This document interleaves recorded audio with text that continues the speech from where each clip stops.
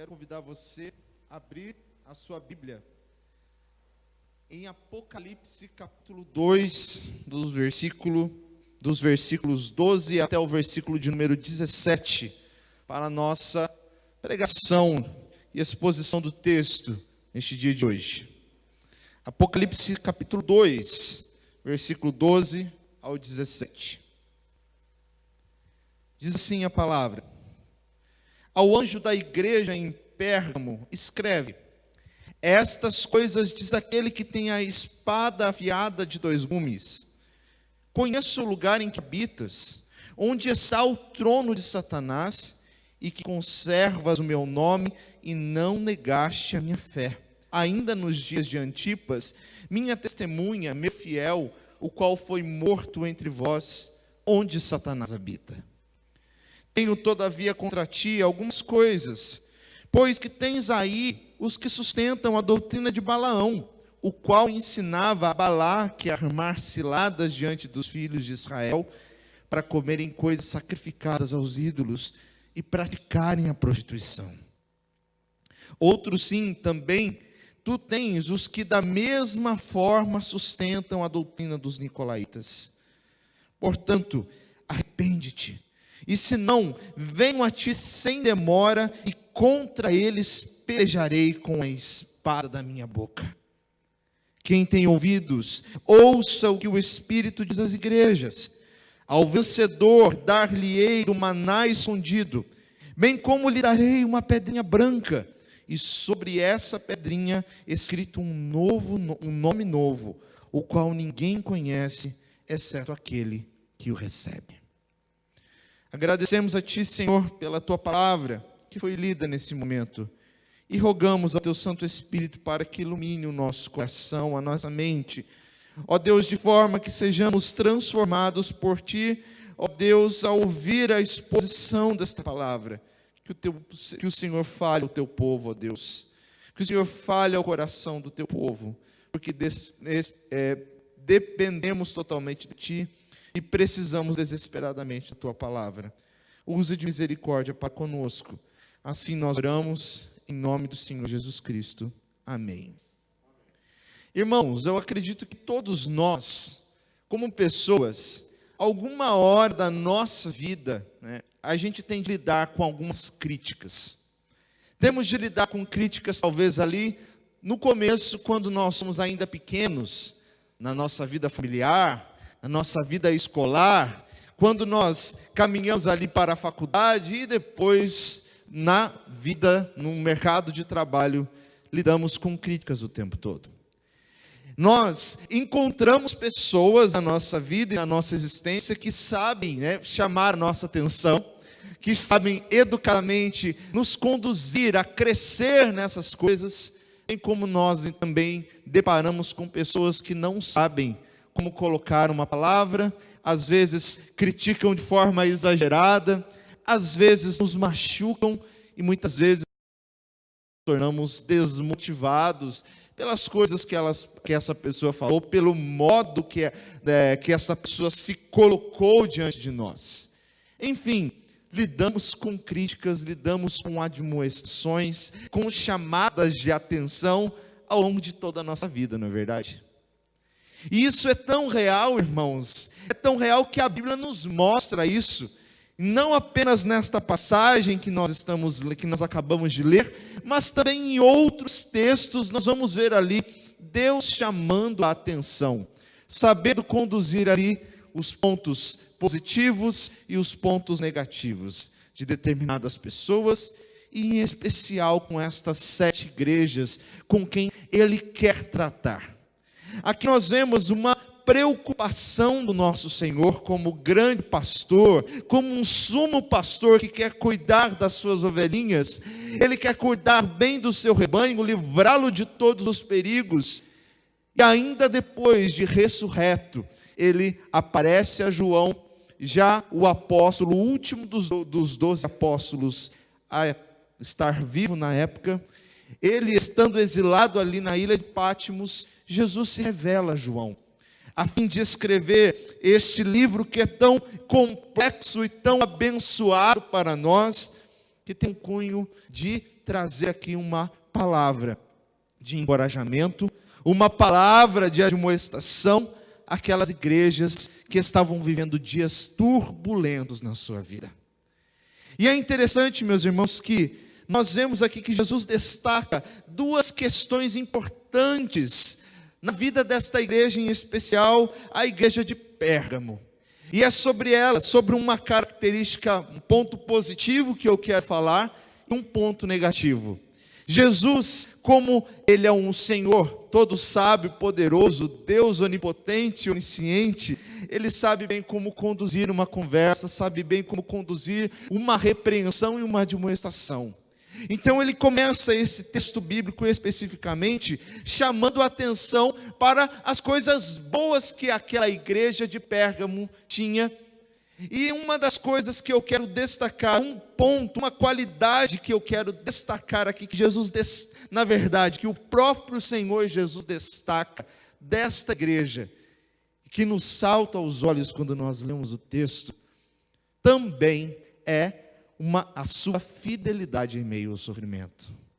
No domingo passado, nós ouvimos que a igreja de Esmirna foi marcada pela sua fidelidade, que era uma igreja que permanecia fiel diante das tribulações que estavam sendo impostas sobre ela. Era uma igreja que não negou o nome do Senhor, ela manteve a sua fidelidade em meio àqueles sofrimentos e tribulações.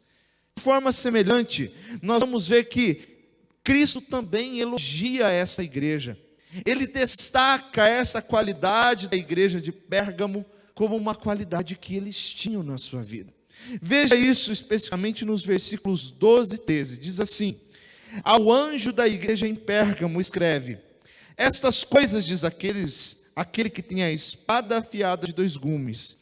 Conheço o lugar em que habitas, onde está o trono de Satanás, e que conservas o meu nome e não negaste a minha fé. Ainda nos dias de Antipas, minha testemunha, meu fiel, o qual foi morto entre vós, onde Satanás habita. Que conjunto de palavras, meus irmãos. O que Cristo está destacando aqui? Cristo destaca a sua fidelidade no sofrimento diante das perseguições que estavam vindo sobre aquela igreja. E é interessante nós pensarmos o sofrimento que que esses cristãos estavam passando, porque o lugar onde esta igreja estava situada era um centro de grande idolatria. Talvez o maior centro de idolatria de toda a Ásia Menor estava concentrado ali em Pérgamo. E por quê? Porque ali tem algumas particularidades. No ano de 129 a.C., Pérgamo foi a primeira cidade a adotar oficialmente o culto ao imperador romano. O imperador romano era aquele que dominava sobre todo o império de Roma, e ele então, de alguma forma, exigia que os seus cidadãos, que os seus servos prestassem a ele culto e o vissem como um próprio Deus. O venerassem, assim como veneravam a Júpiter, assim como veneravam a Zeus, que é o mesmo Deus da cultura greco-romana, Artemis, a deusa Diana. Também este imperador queria ser venerado. E Pérgamo foi a primeira cidade ali onde o culto ao imperador foi estabelecido.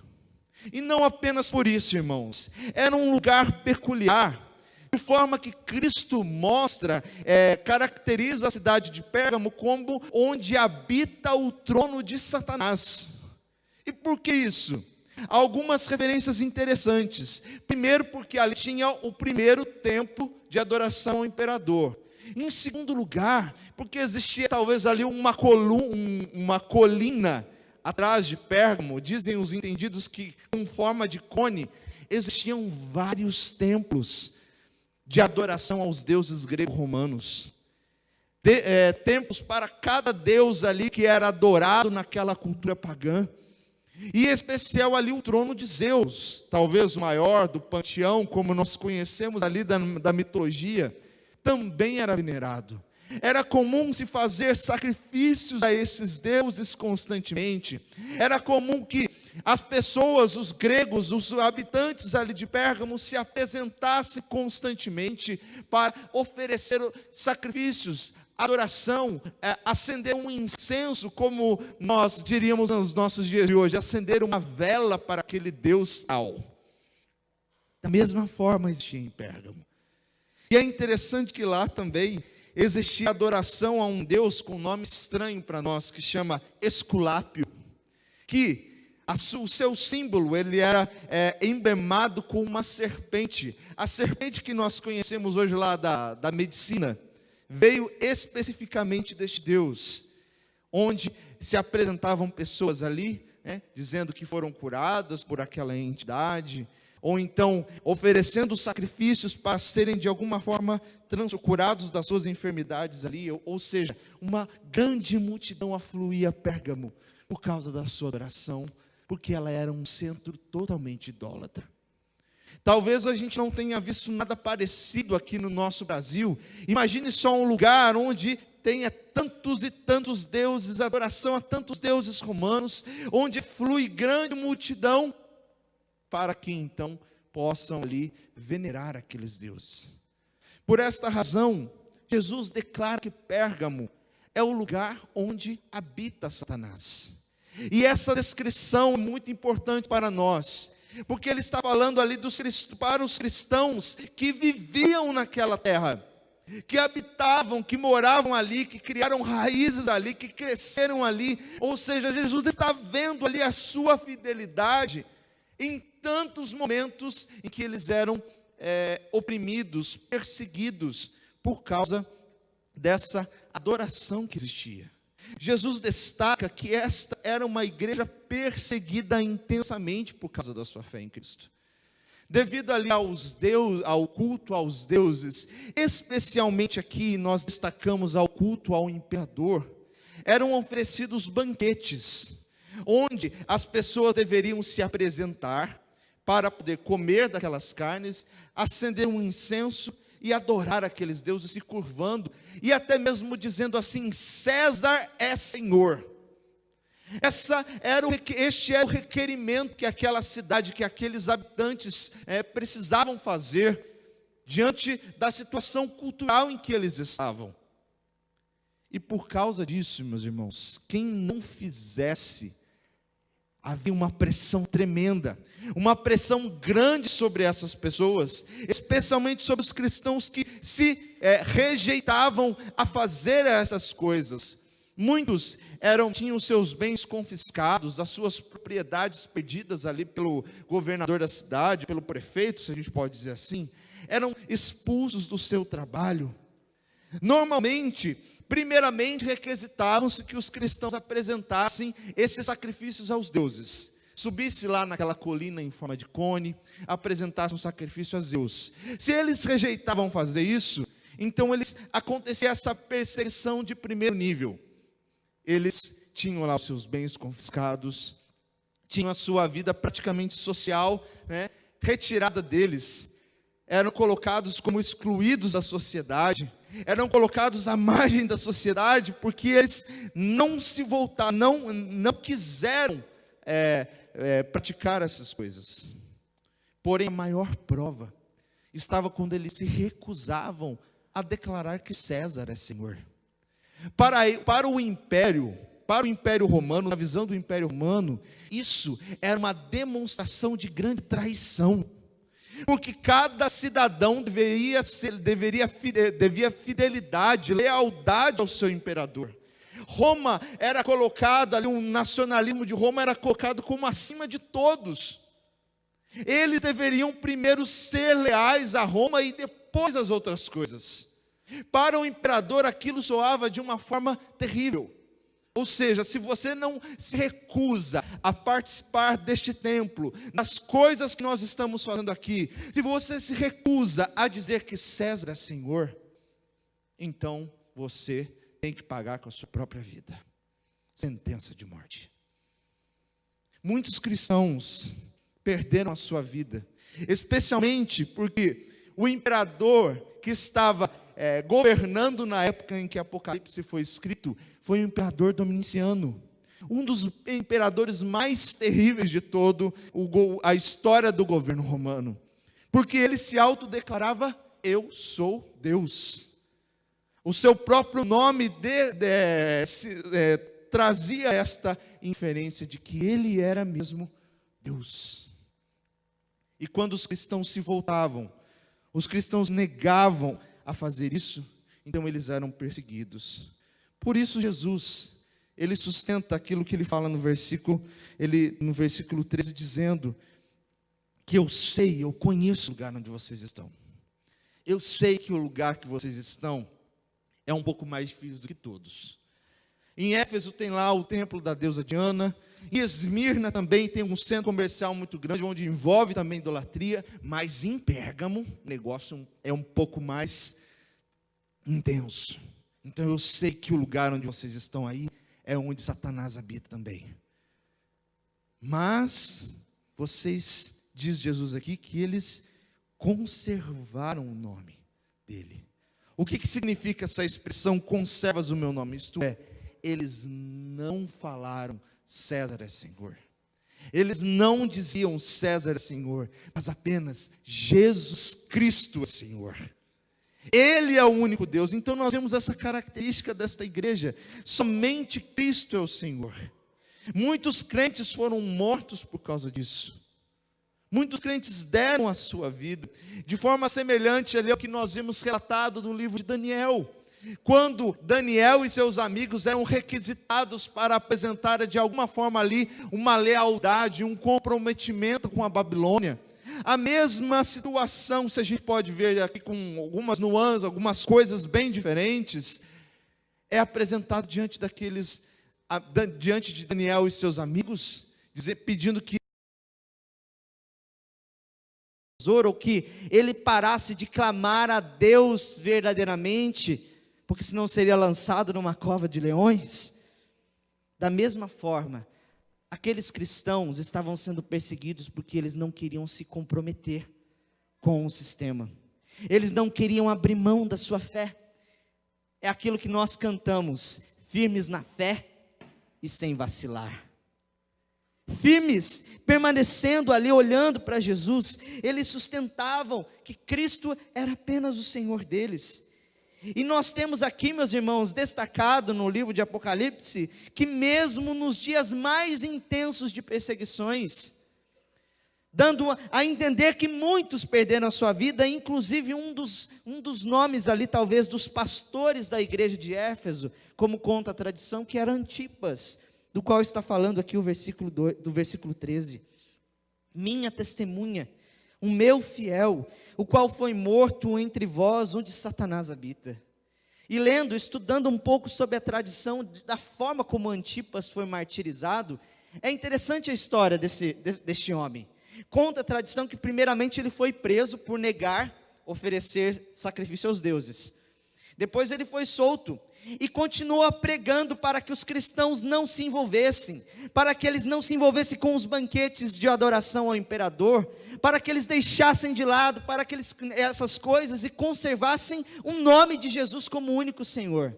Até que então ele foi capturado pelos romanos, e no templo da deusa Artemis existia lá um boi, pensa numa estátua gigantesca de bronze vermelho, né? Onde eram assados, um forno em formato de boi, se eu posso dizer assim, onde eram assados ali os sacrifícios que se conduziam, que se levantavam para aquela deusa. Antipas foi jogado nesse touro. Antipas foi jogado nesse touro, e ali, imagine só, os barulhos, né, da agonia que talvez aquele homem pudesse ter sentido, porque além de ser um lugar de sacrifício, também ressoava muito bem a voz, né, um som ali naquele lugar. Irmãos, os cristãos ali eram odiados. Os cristãos eram simplesmente odiados, porque muitas vezes eles não eram compreendidos pela sociedade. Um historiador chamado Tácito, um dos historiadores ali mesmo, desta presente época, especialmente da época de Nero, destacava que os cristãos eram uma gente odiada por todos por suas abominações.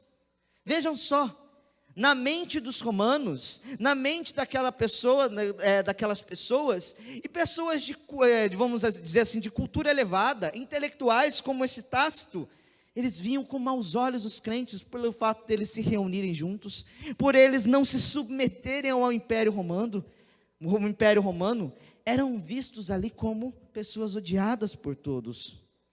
Justo Gonzalez, vai dizer assim, que por estarem diretamente associados ao culto ao imperador, atividades, por exemplo, como práticas culturais da época, como teatro, exército, se filiaram aos exércitos, as letras, os esportes, todas essas coisas os cristãos eles deixavam disso, para então, não se comprometerem ali com aquela adoração idólatra pagã.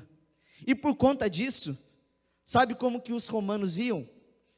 Veja bem como os romanos viam os cristãos. Pessoas que cometiam abominações e odiavam a humanidade.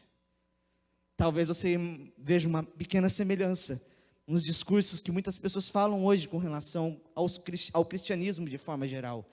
Uma religião do ódio. Uma religião que não está comprometida conosco.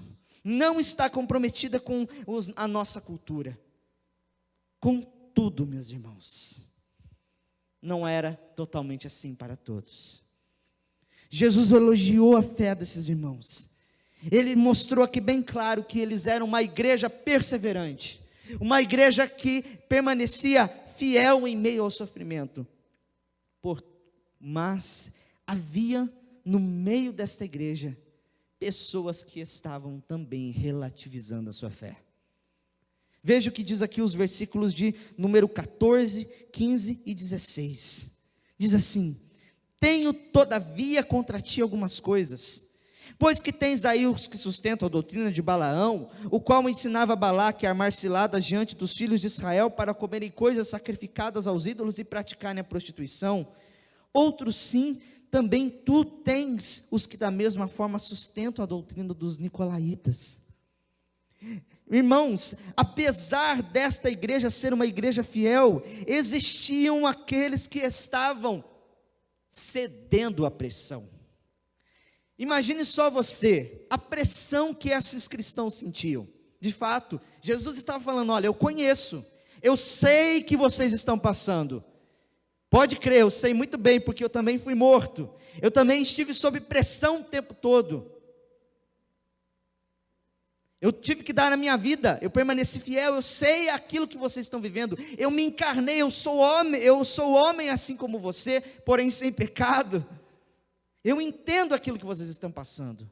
Mas por causa dessa perseguição, por causa desta pressão social, econômica, de terem ali os seus bens retirados, de terem ali a sua vida de certa forma discriminada, ser colocado à margem da sociedade, muitos cristãos estavam cedendo, especialmente porque tinham se levantado ali.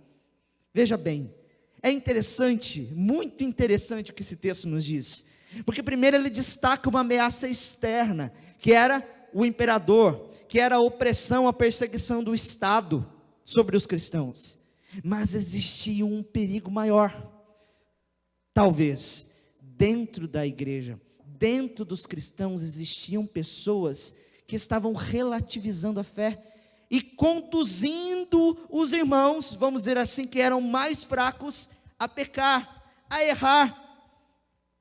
Veja o que Cristo fala sobre isso.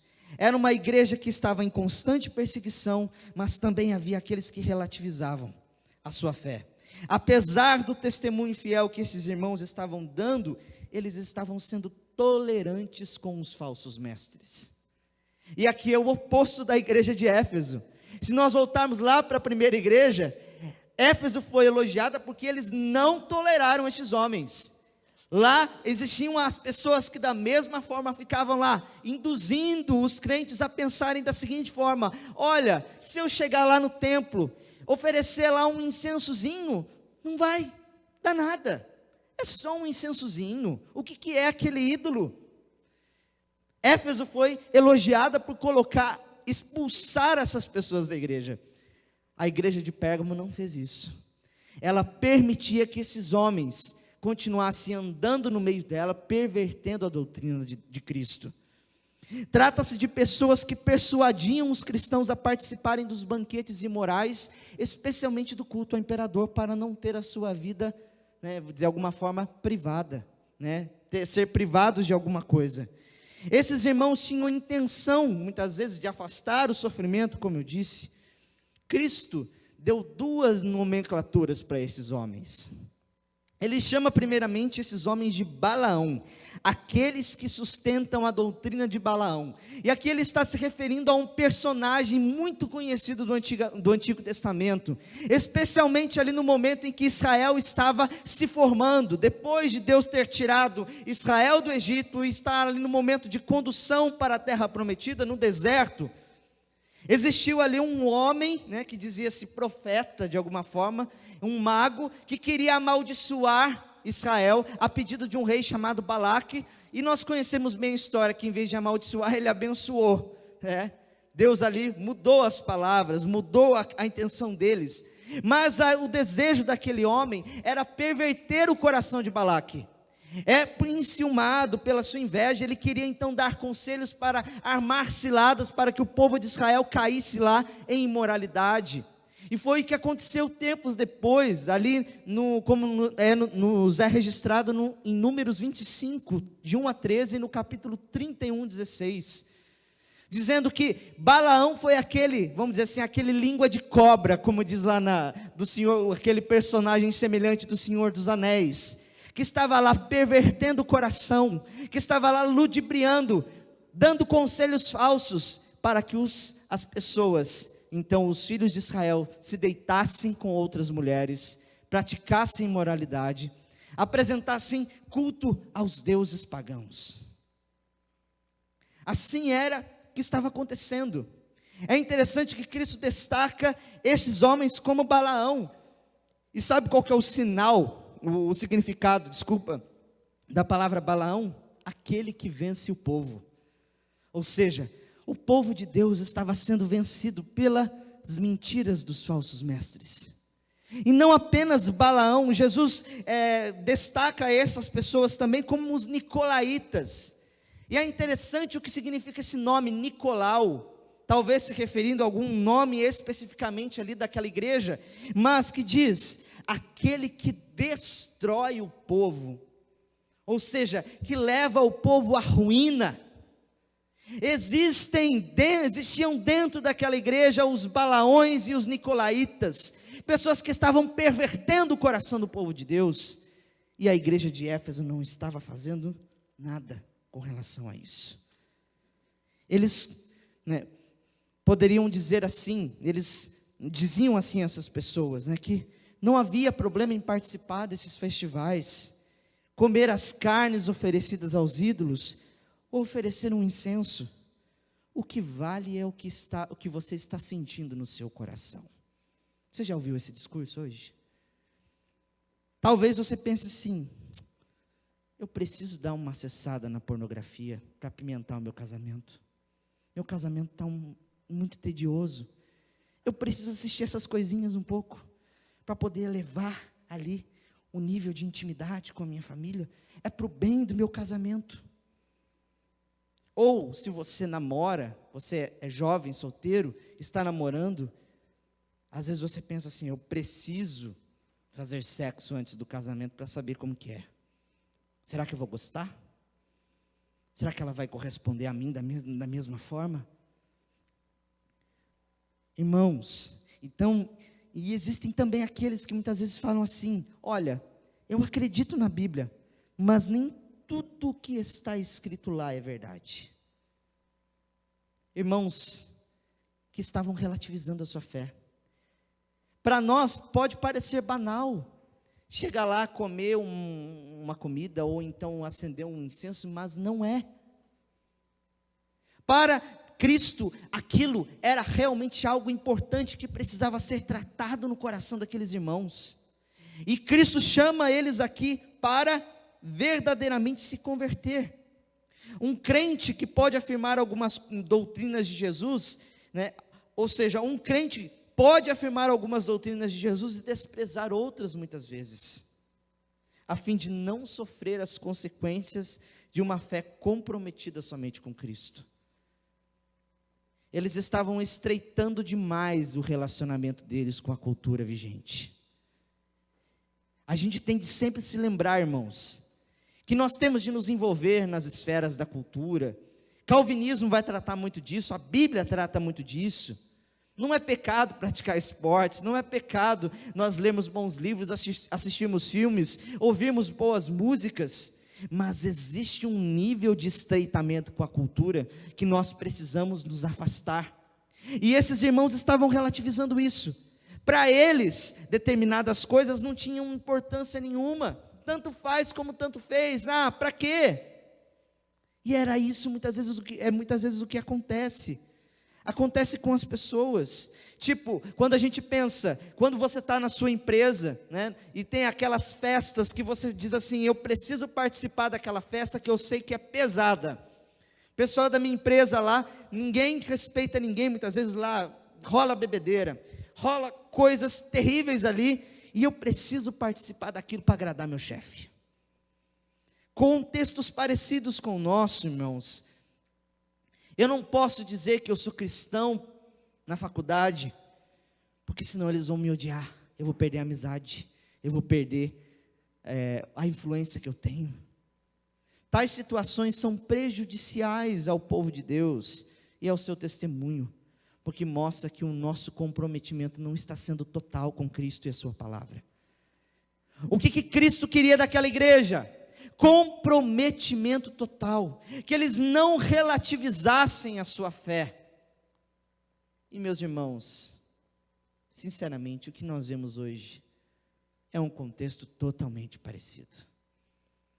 Uma pesquisa feita alguns anos atrás por alguns sociólogos nos Estados Unidos, nas universidades, nos colégios dos Estados Unidos, eles começaram a perguntar aos cristãos especificamente.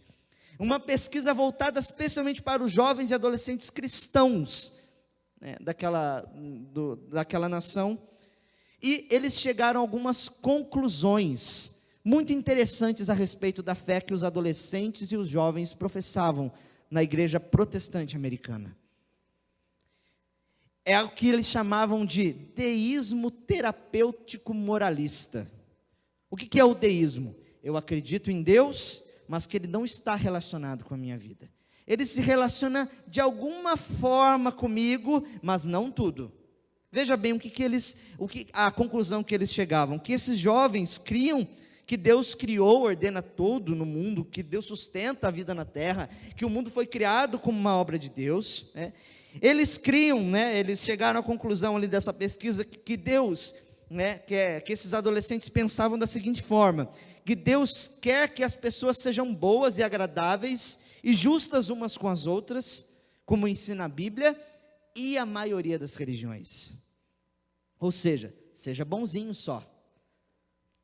Não fica dando bola para esse negócio de virgindade, não, de manter-se puro, de castidade, ou de passar a mão ali no dinheiro da empresa, nas coisas da empresa. Não tem esse negócio, que seja bonzinho, Seja bonzinho, Diz também aqui que o objetivo central da vida, segundo essa pesquisa, de acordo com esses adolescentes e jovens, é se sentir bem consigo mesmo e ser feliz. O que importa é a tua felicidade. Deus não precisa estar particularmente envolvido na vida de alguém. A gente não precisa de Deus para tudo. Tem coisa que Deus, eu coloco Ele, como diz uma música aí lá fora, eu creio em Deus, eu coloco Ele como meu escudo ali na minha frente. Mas Ele não precisa estar particularmente envolvido na minha vida o tempo todo. A não ser que aconteça um problema. A não ser que venha uma calamidade. A não ser que eu esteja passando por situações difíceis na minha vida. E por fim, todas as pessoas boas vão para o céu quando morrerem. Ou seja, não existe a história de inferno. Relativismo. Meus irmãos, às vezes a gente pensa o relativismo lá em termos gigantescos, distantes de nós. Mas quanto de nós estamos ali sustentando um relativismo moral na nossa vida? Quando nós olhamos para a palavra de Deus, e nós não queremos obedecê-la, quando nós desprezamos os mandamentos de Deus no nosso coração, de forma particular. Era o que estava acontecendo com aqueles irmãos. E sabe o que Cristo fala para eles? Veja o que diz no versículo 16: portanto, arrepende-te. A mesma coisa que foi dito para Éfeso: volta, arrependa, senão venho a ti sem demora, e contra eles pelejarei com a espada da minha boca. É interessante que Jesus, ele se descreve no versículo 12, como aquele que tem a espada afiada, a espada de dois gumes, fazendo referência ao juízo da sua palavra, que Jesus Cristo viria ao encontro desses irmãos, e traria juízo sobre eles, se eles não voltassem atrás. Se Éfeso não chegasse para esses irmãos e falasse: olha, está errado o que vocês estão vivendo, a forma como vocês estão pensando não é esta, vocês precisam voltar, e se você tem de perder a sua vida por Cristo, aleluia, juntos estamos aqui sofrendo, e juntos nós receberemos do maná, receberemos da graça de Deus. Aqui nós entendemos, meus irmãos, que a disciplina é algo importante, não só para a nossa vida pessoal, não só para a nossa vida pessoal, no que diz sentido a autodisciplina, mas a disciplina na igreja. Perceber ali, aqueles que estão vivendo de fato, de acordo com a palavra de Deus, não para poder escandalizar, ofender, ou deixar que ele fique com ranço da igreja, mas especialmente para conduzi-los à verdade, para dizer: olha, o teu coração está se desviando, você precisa voltar, arrepende-te. Cristo está mostrando ali que eles não estavam exercendo essas coisas, que essa disciplina não estava acontecendo na vida desses cristãos, porque Pérgamo estava sendo tolerante demais com essas pessoas. Não estou dizendo assim para a gente ficar fiscalizando a vida de tudo, não, dos irmãos assim, né? Vem lá o conselho da igreja de Osasco, fiscaliza com quem você dormiu, com quem você andou, o que você está postando na internet. Não é isso, não me entendam mal, mas é o que? Observar a vida, o pensamento, os desejos do coração desta pessoa e conduzi-las de volta para o caminho. Por isso Deus deu os presbíteros, por isso Deus deu os pastores, por isso Deus deu-nos uns aos outros, para que nos submetamos uns aos outros, para que aprendamos uns com os outros, para que sejamos humildes no nosso trato, para recebermos de Deus a palavra que nós precisamos. Cristo, ele se revela como o único que pode decidir sobre a vida e a morte. E aqui há algo interessante também. César ali, ele se declarava, o imperador se declarava como o único que podia decidir sobre questões de vida ou morte. Tanto que a figura do imperador era aquele como que tinha a espada. Ou seja, ele se autoproclamava como aquele que fazia a lei, que decidia sobre o bem e o mal. Mas Cristo não. Cristo, ele tira, vamos dizer assim, ele tira esta visão, dizendo que era ele o único que possuía ali a espada afiada, que poderia decidir sobre a vida deles. Então, eles deveriam obedecer, ouvir as admoestações de Cristo. E ainda fala que se eles não fizessem, Cristo pelejaria contra eles. Muitas vezes nós cantamos, né? Vem Jesus, enche o meu coração com a tua presença, e desejamos isso de uma forma boa, mas há momentos que Cristo visita a sua igreja, não para tratá-la com carinho, como diz na linguagem de Oséias, para tratá-la com carinho no sentido de discipliná-la, de fazer com que ela veja o caminho que ela está andando. E a palavra de Cristo é essa, meus irmãos, ela nos mostra o caminho que nós estamos andando. É ela quem deve estar diretamente nos nossos olhos, e é ela que nós devemos ouvir. No versículo 17, Cristo faz uma promessa, queridos irmãos, dizendo: quem tem ouvidos, ouça o que o Espírito diz às igrejas. Olha, é a mesma fórmula que ele vai repetir para todas as igrejas. Olha, se você tem ouvidos, ouça, dê atenção naquilo que eu estou falando, presta atenção e atende aquilo que eu estou dizendo. Não leva na brincadeira, não. Não escuta para um ouvido e solta para o outro, não. Presta atenção, porque eu sou o Senhor e estou falando com você. É mais ou menos isso. Era mais ou menos semelhante à fórmula que os profetas usavam no Antigo Testamento. Assim diz o Senhor. É o que Cristo está chamando a atenção desse povo. Diz: ao vencedor dar-lhe-ei do maná escondido. Ele faz 3 promessas: de dar do maná escondido, de dar uma pedrinha branca e, sob essa pedrinha branca, um novo nome. Essas 3 questões são muito interessantes, relacionadas ao contexto em que eles estavam. Jesus se descreve em João capítulo 6 como o pão que desceu do céu. Ele era o maná, que, vamos dizer assim, ele usou essa figura para dizer a si mesmo, quando os israelitas receberam lá o pão que vinha do céu, dizendo que ele era o pão perfeito. Eu sou o pão da vida, aquele que comer de mim, não vai ter mais fome. Jesus está dizendo, aquele que vencer, ou seja, aquele que perseverar, que der ouvidos à minha voz, as admoestações que eu estou fazendo aqui, ele vai comer do maná escondido. E o que seria esse maná? Uma representação do próprio Cristo. É escondido porque somente aquele que tem a Cristo, que confia em Cristo, pode desfrutar dele, e não qualquer pessoa. É apenas aqueles que são aqueles que são os peregrinos nesta terra, que podem desfrutar da comunhão com Cristo, dessa graça de Cristo habitando no nosso coração, por meio do seu Espírito. Cristo diz: olha, eu estou junto com você, você não está sozinho nessas lutas.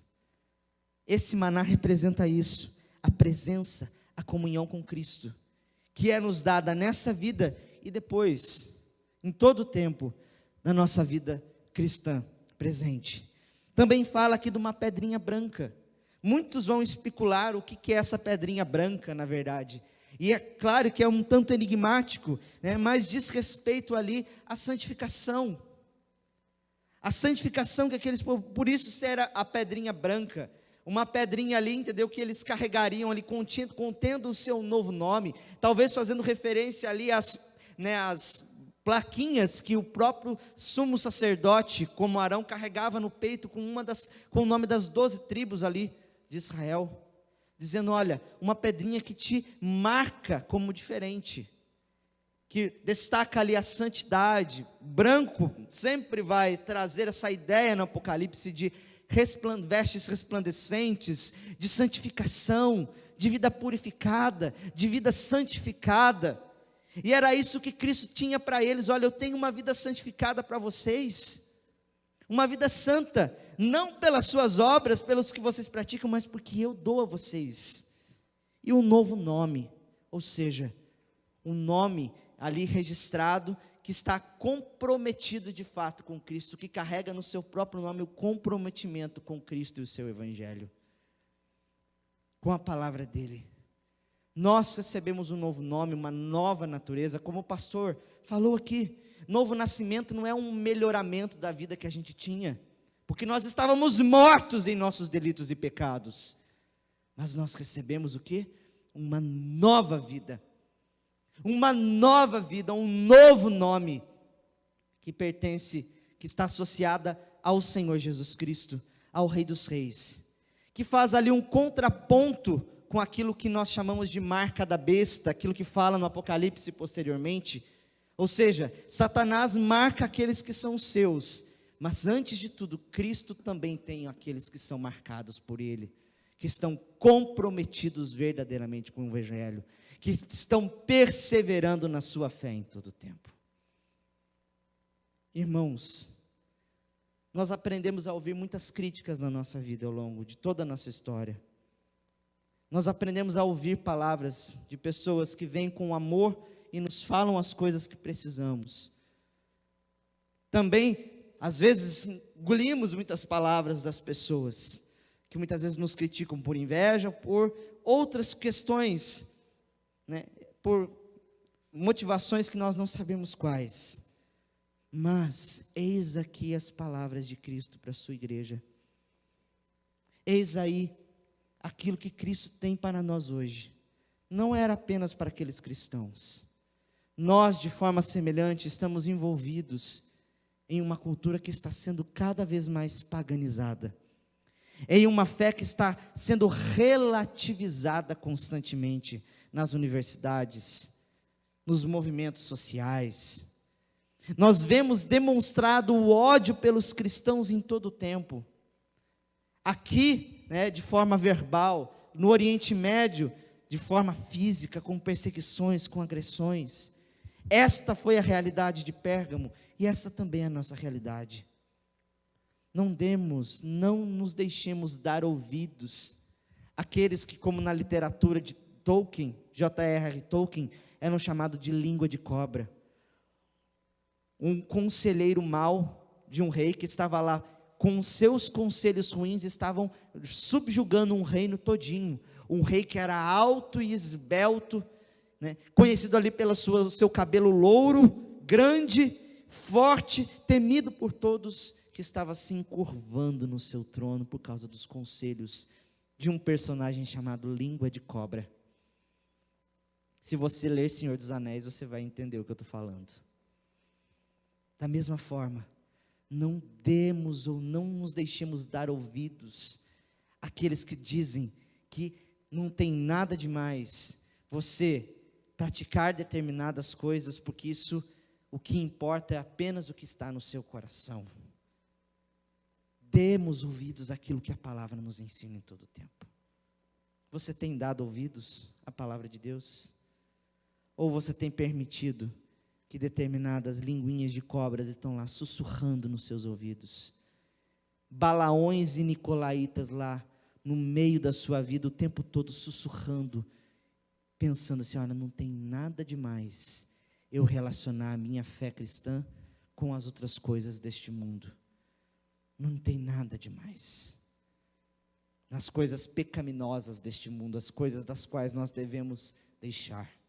Lembremos que sempre o nosso relacionamento será marcado por antítese, ou seja, nós estamos sempre na contramão. Nos relacionamos de alguma forma, mas não estritamente relacionados com a cultura. Como tem sido a sua vida? Quero chamar aqui a equipe de música para cantarmos uma música que fala muito a respeito desta verdade.